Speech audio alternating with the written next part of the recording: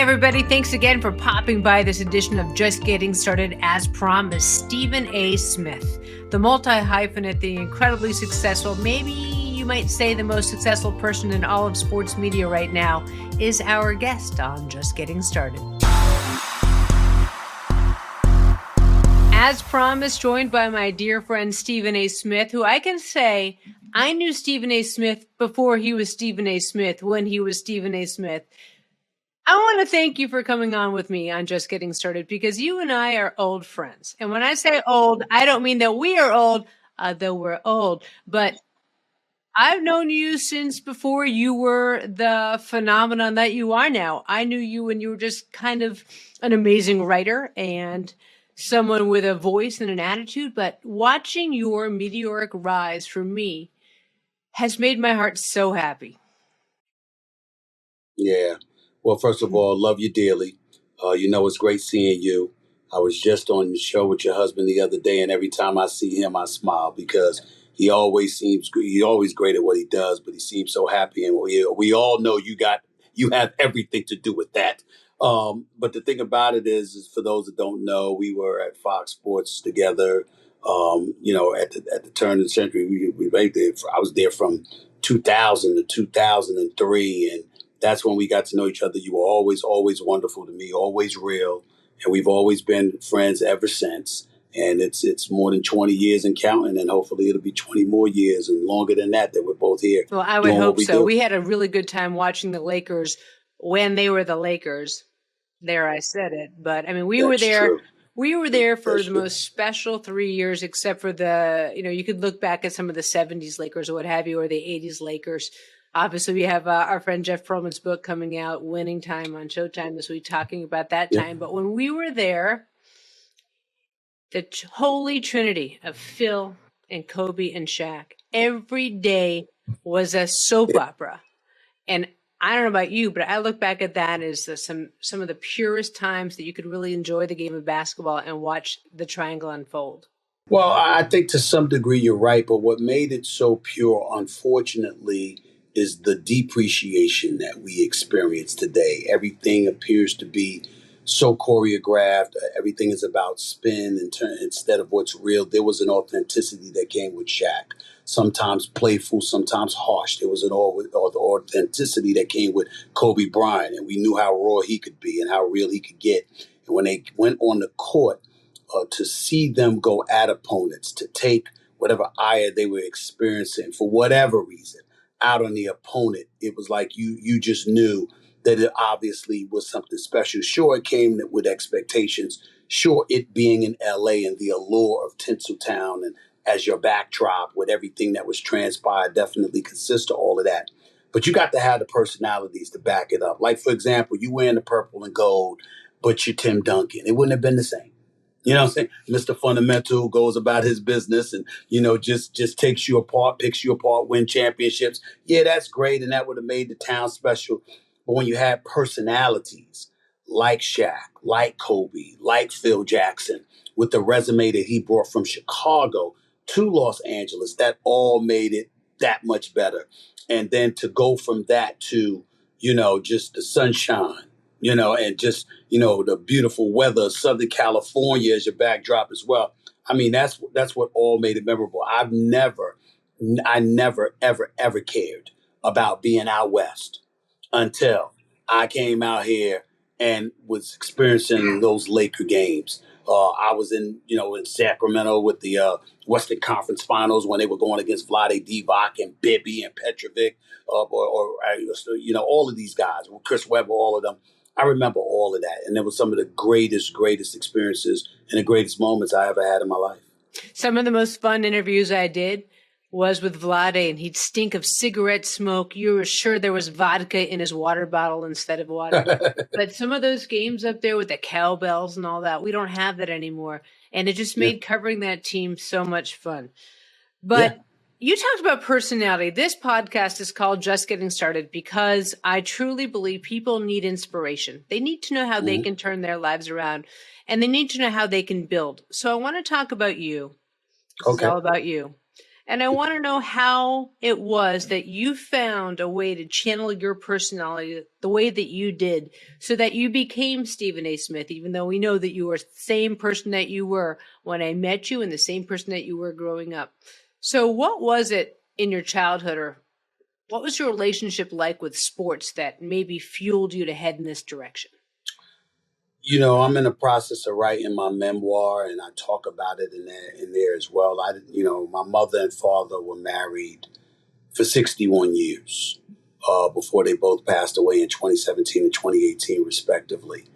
I had an incredibly close relationship with my mother, who knew nothing about sports. I did not have a good relationship with my father, who knew everything about sports. And so when you're young and you're a boy, you want your father's approval. And my father was watching sports. And so for me to be able to do sports, to banter back and forth with him, to have an opportunity to express my knowledge that I was gathering and gaining, elevated his level of respect for me, to me. And as a result, it helped build and build a level of confidence and embolden me in ways that I don't think anything else could have. Because back at that time, at a very young age, because I was struggling in school so miserably, I wasn't very confident at all. And sports essentially corrected all of that. And my watching sports with my father and listening to his complaints and listening to how he dissected things and what he was saying and why, and then be fascinated because he'd say it before the commentator calling the game said it. So that validated for me that he really, really knew what he was talking about. And that was when I looked at the medium itself and said, wow, if I did that one day, I would do it just like this, because it tied in with my personality. It was real and authentic. And more importantly, I felt it would have longevity, because what better way to live your life and to pursue an occupation than one that allows you to be yourself? That's something that's sustainable if it works, being yourself. And when I finally got into journalism and I ended up on television, writing for the newspapers and elevating myself to being a general sports columnist, one of only 21 African Americans who were a general sports columnist in this country's history, to going on radio, to going on television. At the end of the day, I knew that the only way I had a chance of having an extended, successful career was to be myself. And in all facets. Television helps me now. I was far more serious back in the day because I felt like, what, I had to show and prove that I was worthy. But at this stage and point in my career, it's like I'm having a good time and I can be whatever the hell I want to be. And all of those things. I laugh, I cry, I get upset. I'm self-deprecating. I make a fool of myself. It's no big deal because these are all the things that come along with me being me. And I knew very early on that the best chance I had of being successful was when I was sitting with my dad watching those sporting events, primarily Yankee games, okay, and Knicks games. I knew that was my best chance at having a successful life because that would require me to be myself, and I was good with that. So how did you go from sitting with your dad and hoping to have that bond develop between the two of you to heading into Fashion Institute of Technology in New York? Because I'm trying to figure out this connection here. I was playing ball in the streets of New York. We were very, very poor, and I wasn't a part of the sponsored AAU programs and what have you. And so when I played sports, and I ultimately ended up playing for the varsity team at Thomas Edison High School in New York, I was 5'9", 130 pounds soaking wet. And I didn't have anybody knocking down my door to offer scholarships. So Thomas Edison had a tournament at Fashion Institute of Technology over a weekend. And I showed up there over the holiday season, rather, and it was just a 2-day tournament. And over the weekend, I dropped 27 points in one game. And the coaches there looked at me on the spot. We love you. We don't offer full scholarships here. It's only partial scholarships and financial aid. But we think that you've got some potential. We're a junior college. We rank 15th in the nation. We think that you can do something here. So I I didn't have anything else, anybody else knocking on my door.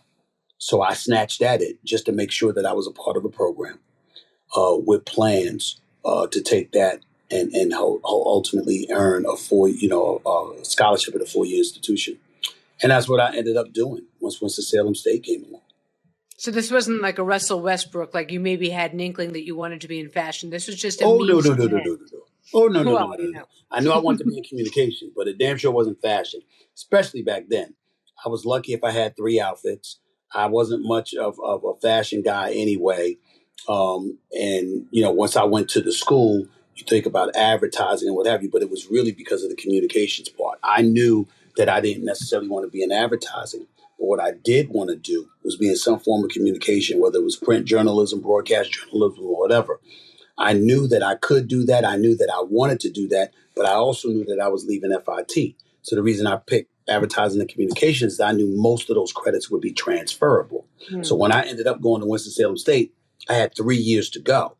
Okay. But I had accumulated about 30 credit hours in that year and a half. So because I did that, those were the 30 credits I could transfer to Winston-Salem State, and I'd be able to graduate in 4 years. So how good were you down there? I don't think I was very good. I mean, if you talk to me about being a baller on the street, I was pretty damn good. But when you're playing organized basketball, you're only as good as the time that you spend playing and the numbers that you produce. And in my case, the numbers were very low. I was small. I was coming off the bench. My play was sporadic. I'd come in and play and drop 20 points one game. Another game, I dropped 2. I was very inconsistent in that regard. And I was weak mentally because I was constantly petrified of the coach pulling me out of the game. I've never gone against any opponent in basketball and was scared because I always felt that, as my coach would say, Coach Big House at Winston-Salem State later would say, and the late, great John McClendon, who invented the fast break and learned the sport under James Naismith and all of this stuff, he was a mentor to Coach Gaines and he used to come to our practices. And they used to look at me and say, you're the only guy we've ever seen in our lives who takes a jump shot and is actually shocked he misses. You just because I'd look at it, I would follow my shot. I'd look like me, miss, ain't gonna happen because that's how good of a shooter I thought I was. My problem is that I was petrified of the coach. I always turned my head the second I made a mistake, was looking for the coach to take me out of the game in organized ball. And as a result, I was scared to take chances because I didn't want to get pulled from a game. Whereas when you're playing summer ball or when you're playing in the streets, full court games, things of that nature, no, you in or you out. You're not coming out of the game because of a coach. And as a result, I would be free and easy and I would always be one of the better players. But when it came to playing organized basketball, the coaches scared me. So it was a valuable lesson that I took when I ultimately got into this business because I was able to critique and dissect the mental aspect of a player. I knew when a player just wasn't doing something well because they couldn't, they didn't have the ability. And I also knew when they didn't do those things because mentally they were knocked out because they were scared to death of a coach, of a particular opponent, even in some cases, one of their own teammates. I knew all of that kind of stuff because of the experiences I went through. Geico asks, how would you love a chance to save some money on insurance? Of course you would. After all, who doesn't love a great deal, right? And when it comes to great rates on insurance for all the things in your life, Geico can help. Like with insurance for your car, your truck, motorcycle, boat, and RV. Even help with homeowners, condo, or renters coverage. You could save even more with a special discount when you bundle your coverages. Plus, add the easy-to-use Geico mobile app, available 24-hour roadside assistance, and more. And choosing to switch to Geico becomes an easy choice. Switch today and see all the ways you could save with great rates and discounts. It's easy. Simply go to geico.com to get a rate quote or contact your local agent and get started seeing how much you could save. I wonder how that experience being scared impacted you as a broadcaster, impacted you as you made your way up. Because oftentimes, as you know, being scared can fuel you to achieve heights that you've never achieved, never dreamed of achieving before. Well, I would tell you that it influenced me greatly from the standpoint that I knew, for example, when it comes to basketball, I know basketball. Mhm. When it comes to sports, I mean, I know football from watching it. I know baseball from watching it, boxing and stuff like that. I know that stuff, and I know enough of it to be able to interview you and ask you questions and things of that nature. But Susie, when it comes to basketball, I'm really asking you as a technicality. I know the answer. I just want to see whether or not you're going to lie to me about it. That's really the difference between me covering basketball and covering every other sport, because I know the nooks and crannies of it all. And I also study it in a way where I'm looking for certain things. When I go to a team or I go to a player, I've spoken to them ahead of time about what their definition of success is. Whether I evaluate whether it vibes with my thought of what their success, what their definition of success should be. Then I judge their actions accordingly as the season goes on. And I've been that way since day one in my career. I've always followed it from that standpoint. And so when I talk basketball with guys and they've attacked me or come at me, you don't know what the hell you talking about, whatever. We can sit down and have a conversation. And by the time I said, bring your boys, since you so bold, since you know, let's have this conversation. And then they quickly learn, no, that's not the case. He does know. He does know what he's talking about. Even if they disagree with me, they know that I know what I'm talking about. And so those are the kind of things that, it influenced my career tremendously because it gave me a confidence I never had anywhere else to go to Yeah, these where does that come from? Where does this confidence come from? knowledge, experience, a willingness to work hard, and not fearful, not being scared to admit you're wrong. You have to be able to do those things. There's a level of humanity that has to come along with it. If you know you're studied, you're learned, you put in the work, you have a thorough understanding of what it is that you're talking about. That doesn't mean you're going to be right all the time. I mean, because your perspective might be off. But if you know you've done all of those things, then you can approach somebody with the level of confidence necessary in order to be what you need to be based on the position that you have. And so for me, that it came from all of those things, but more importantly, my experiences. Because, like I told you when I was younger, I didn't have the confidence. I had gone through a lot in the home, outside of the home, in the neighborhood, outside of the neighborhood. Things that I accomplished, a lot of failures. I got left back for crying out loud when I was in the fourth grade.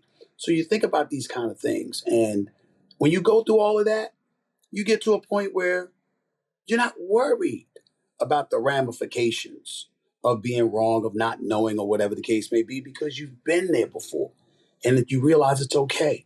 All you're going to do is grow. It's almost the same philosophy that I use when it comes to debating. I always tell people, I've never lost a debate, ever.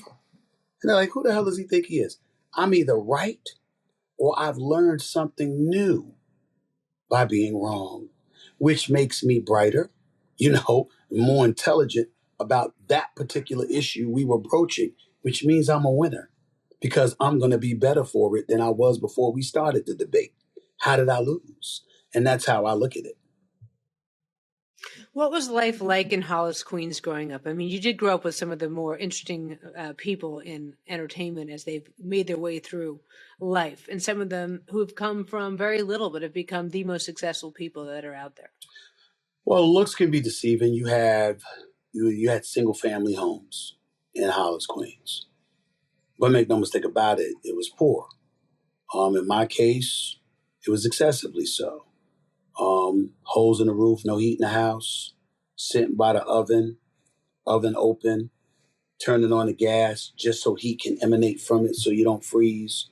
Um, Rats, roaches, um, welfare at one time, government cheese and bread, all of that stuff that you hear about that people have endured at some point in time or another, poverty and deprecation, that was a part of my life. And so, drug dealers right down the block, crime everywhere, all of that stuff. It definitely was something that engulfed Hollis, Queens to some degree, not to the degree of projects, people that's living in the projects, one on top of one another. It wasn't as congested as that, obviously. So it wasn't as bad as that, but it was bad enough. And so when you went out into the streets, everybody's looking for a way out.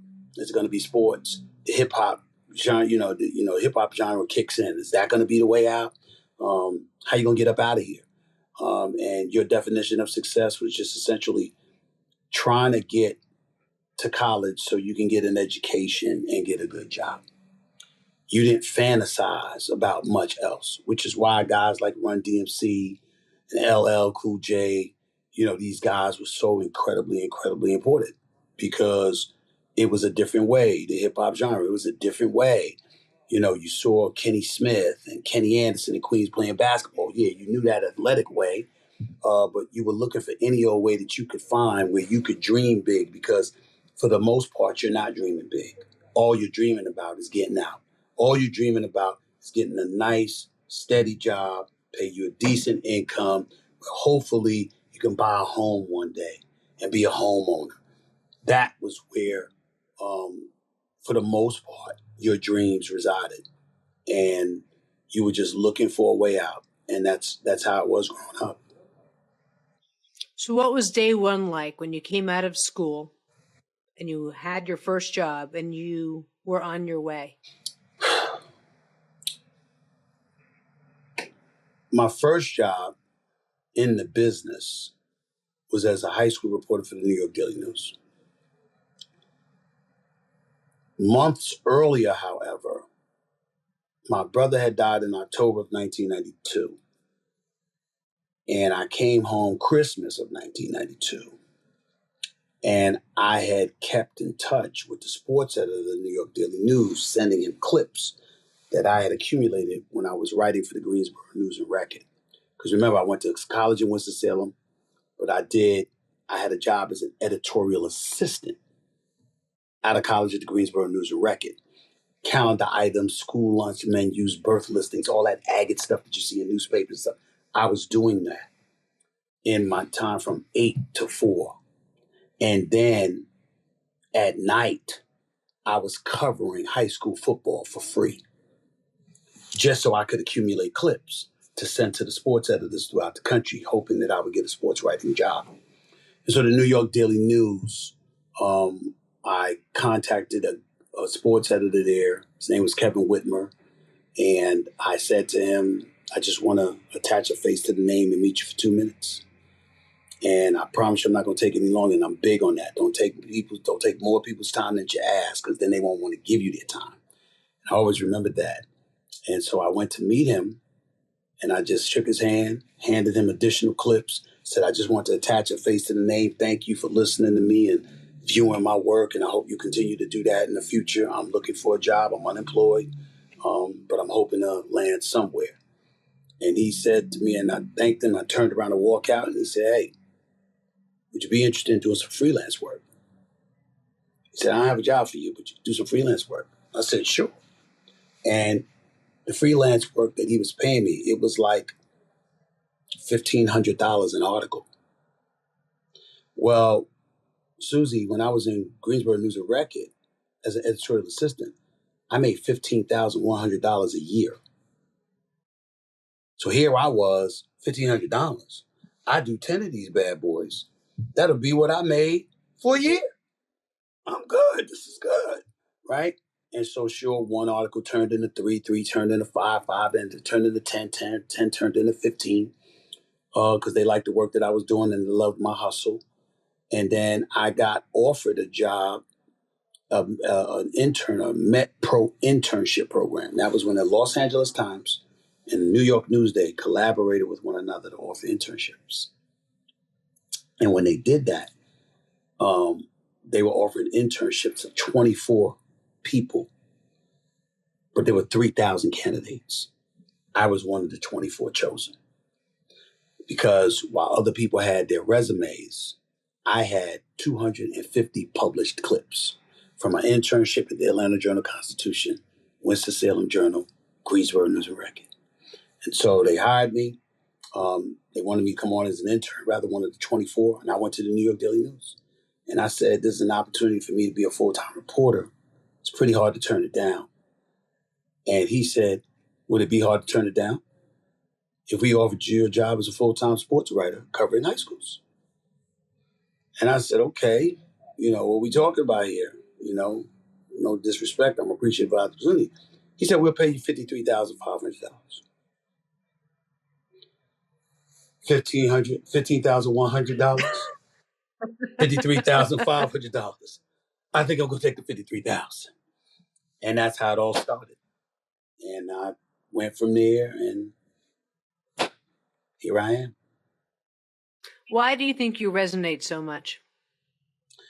Because I believe it's because people know they can trust me to say what I truly mean. It doesn't mean I'm going to be right. It doesn't mean they're not going to disagree with me. But they know they can trust me to be who the hell I say I am. That when I say something, I actually mean it. And I'm not saying it for effect. And I'm not saying it for ratings. And I'm not saying it for clicks or just so you can read my article. I want you to do those things because I want to get paid. But I mean what I say. And I'm fearless with it. And I think that they see this fearlessness that I approach, this courage that I approach my job with. And I think you combine that with the fact that I say the things that people think and say off the air, but they don't believe can be said on the air. I think that's how it all started. And the fact that as I climbed, I've still remained that guy. That part of me has not betrayed them. I think that's the answer to your question. I wonder why you appeal so broadly across different spectrums, why you appeal, it seems, to black and white audiences equally. Why do you believe that is the case? I think that what I just said. I also think the fact that um, I'm fair. I'm a Mm. black man and I am proud. There's nothing else I'd want to be. And I love my community and I love my people. I love where I'm from. I love my culture. I love who I am. But that does not mean I'm going to be unfair to people who look different than me, who come from different backgrounds and have different identities and cultural backgrounds and stuff like that. No, right is right, wrong is wrong.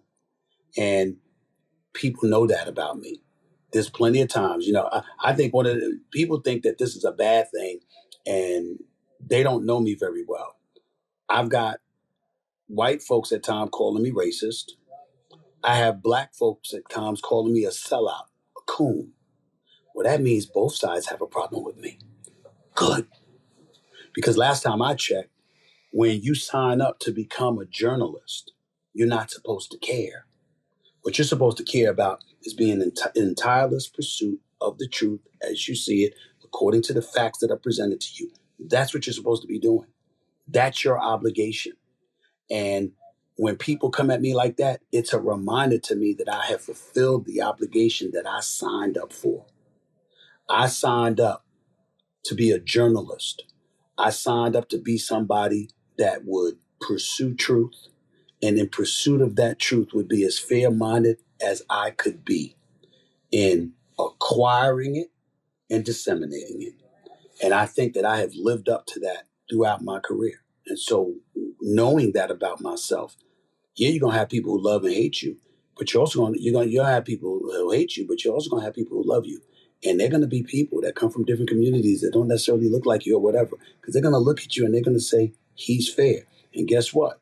As a black man, what am I asking from different communities throughout this country to be? Fair. How can I ask of that? Any one of that, if I'm not willing to do that myself?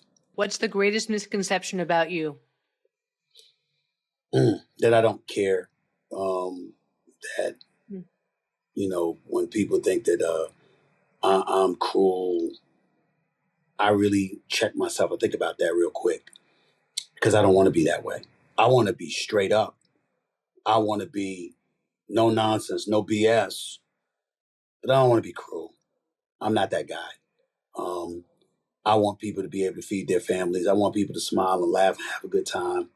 I don't want to contribute to people's demise. I've never rooted against anyone. I root for me. I root for people to succeed, but I don't root against anybody. I think that's a misconception. Yes, and I think the biggest misconception is that I'm screaming all the time. That is far from the truth. Mm. I mean, I'm pretty damn mellow when I'm away off camera, but on camera, I would dare say I'd call you yeah, quiet. I wouldn't go that far. I can be, but the biggest thing about me is that when I'm on the television or in front of the microphone for radio or anything else, I'm asking you to listen and watch me. If I'm not excited about doing it, why should you be? So it's the biggest thing is not judging a book by its cover and not ever thinking I'm one dimensional, because I am not a one dimensional dude. I don't believe in it. I don't like it. I don't like one dimensional people. I think versatility is always the way to go, as opposed to being a one trick pony. And I pride myself on being versatile. What haven't you done that you want to do? I want to host my own late night show. I know I did it one night filling in for Jimmy Kimmel, but that's a dream of mine. I want to host a late night show.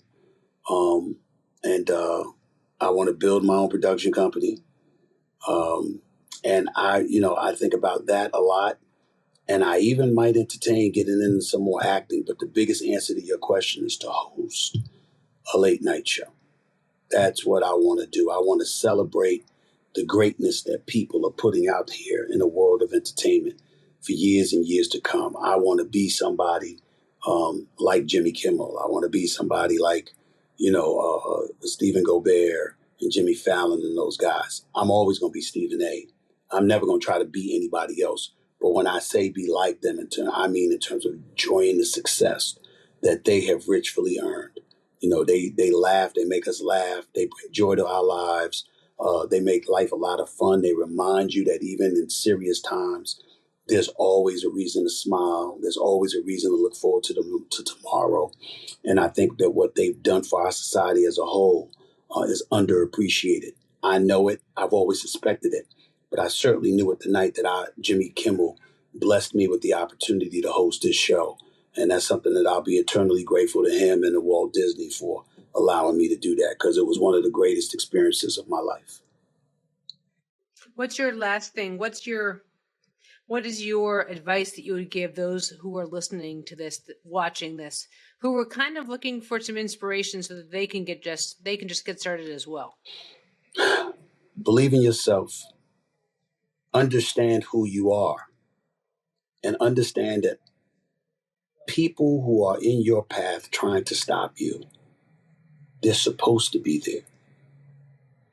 God tells us all we can have a lot of things in life. We can prosper. We can be fruitful and multiply. We can do all of these things.